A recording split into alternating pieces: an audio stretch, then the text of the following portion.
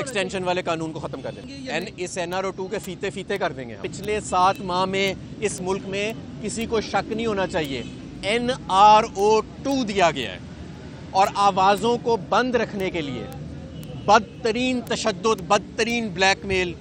और अभी भी आज़म स्वाति को आप देखें ना, उस बेचारे का क्या कसूर है? इस वक्त तो पूरी कौम को आज़म स्वाति के साथ खड़ा होना चाहिए, सब इदारों के साथ खड़ा होना चाहिए। आज़म स्वाति आज सलाखों के पीछे है। ये जो मईशत की तबाही हुई है, इसमें बहुत बड़ा किरदार जो NRO2 दिया गया है पिछले 7 माह में। देखें, हमारी मईशत बिल्कुल ठीक जा रही थी, बल्कि हमारी मईशत की तारीफ़ें दुनिया के जरीदे कर रहे थे, ठीक है। कोविड के दौरान भी फैसला हुआ या पता नहीं क्यों साजिश की गई कि इस के चोरों को लाके मुसल्लत कर दिया जाएगा। और चोरों ने क्या किया? उन्होंने अपने केस ख़त्म किए, मईशत भी तबाह हो गई, क्योंकि मईशत की तरफ तो नज़र ही किसी की नहीं है। मुझे बताएं, पिछले 7 महीने में कोई मंसूबा, कोई रिकवरी, कोई रिफॉर्म मेजर हमारे सामने आया हो? वो जो उठ के तकरीरें करते थे कि मुझे पर्ची दे दो जी, मैं बताता हूँ गैस कैसे सस्ती करनी है, मैं बताता हूँ LNG कैसे ख़रीदना है, वो किधर गए हैं वो सारे लोग? उसमें तो बड़े सहाफ़ी भी थे, किधर गए हैं आज? वो नज़र नहीं आते।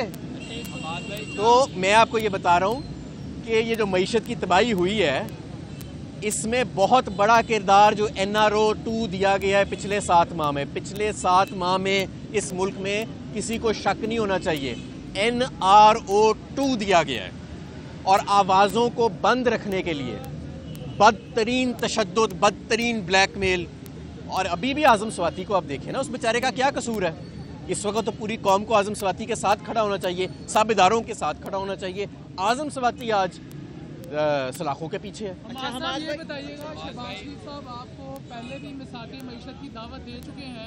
जिस तरह हम बता रहे हैं कि माशी हालत जो है वो बहुत बुरी है, अगर वो आपको फिर दावत देते हैं कि आए बैठें पार्लियामेंट में बैठ के मईशत के हवाले से चीज़ें बेहतर करें, तो क्या आप? जी बिल्कुल, जब इलेक्शन हो जाएंगे पाकिस्तान तहरीक इंसाफ की या जिसकी भी हुकूमत आ जाएगी, और अगर शहबाज शरीफ साहब इलेक्ट हो गए उस पार्लियामेंट में, जिसके चांसेस काफ़ी कम लग रहे हैं, तो इनको साथ बिठा लेंगे हम कि भाई आप भी बता दें कैसे मईशत का बेड़ा गर्क किया था, ताकि हम वो चीज़ें रिवर्स करें। हमाद भाई ये बताएं कि 3 साल तक पाकिस्तान तहरीक इंसाफ की हुकूमत और उनका पेज ठीक रहा, सारे मामला बेहतरीन चलते रहे।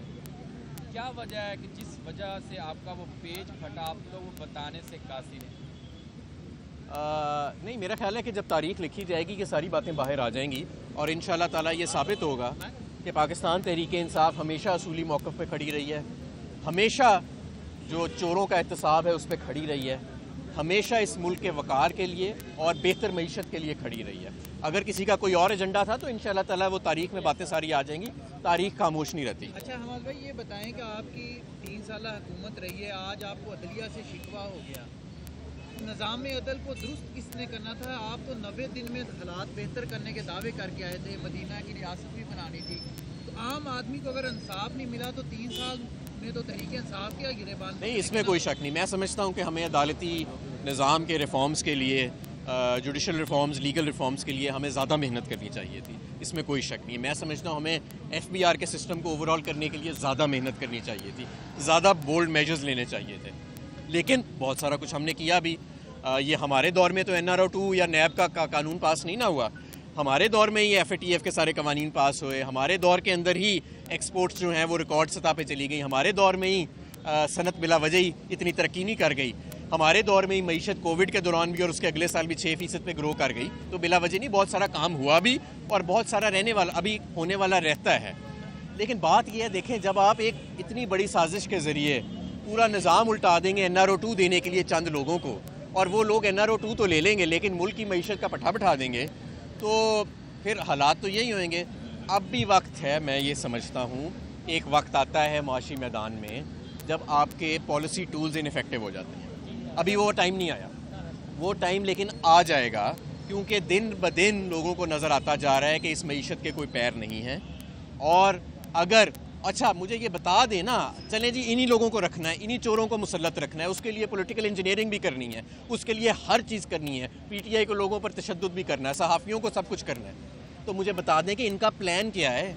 खुदारा इस अवाम को, इस वोटर को इतनी तो तसल्ली दे दें कि जनाब वज़ीर ख़जाना साहब, वज़ीर तवानाई साहब, वो बता दें क्या हमारा प्लान क्या है। और वज़ीर तजारत और वज़ीर कॉमर्स से सिर्फ इतनी गुजारिश है कि अपना नाम ही बता दें आके टीवी के ऊपर कि आप लोग हैं कौन, सारा दिन करते क्या हैं, आपकी मसरूफियत क्या रहती है। तजारत और इंडस्ट्री तबाह हो गई, आप दोनों हजरात जो हैं वो हैं कौन, अपनी शक्ल ही दिखा दें। साहब ये बताएं कि जो परवेज़ भाई साहब से मुलाकात नहीं हो पा रही इमरान खान साहब की, उसकी वजह मोनोफ्लाई तो नहीं है कि मोनोफ्लाई का इंतजार कर रहे हैं कि मोनोफ्लाई के बगैर इमरान खान साहब परवेज़ भाई से नहीं मिलना चाह रहे और कि वो उनसे बात करना चाह रहे मोनोफ्लाई से। नहीं ऐसी बात नहीं है। मोनस अलई साहब बहरहाल हमारे लिए बड़े काबिल एहतराम हैं और पाकिस्तान मुस्लिम लीग काफ का वो एक बड़े अहम रुकन है।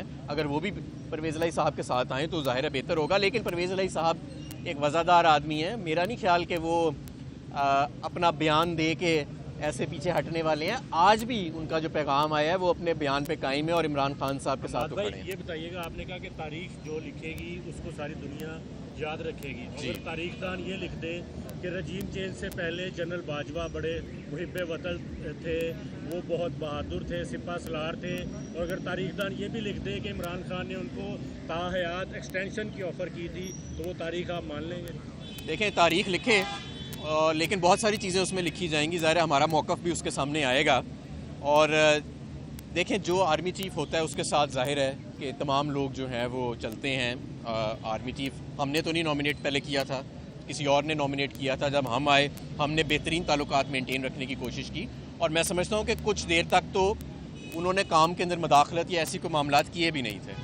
बाद में जाके मुझे नहीं पता क्या हुआ। सर, दोबारा हुकूमत मिली तो NRO 2 जो देने वालों को आप सज़ा या कटहरे में लाएंगे या इस NRO 2 के फीते कर देंगे हम। बहुत शुक्रिया। अच्छा साहब, ये बताइएगा जाते जाते, ये जो एक्सटेंशन वाला कानून बनाया गया था, आप क्या समझते हैं? मेरा ख्याल है इस एक्सटेंशन वाले कानून को ख़त्म कर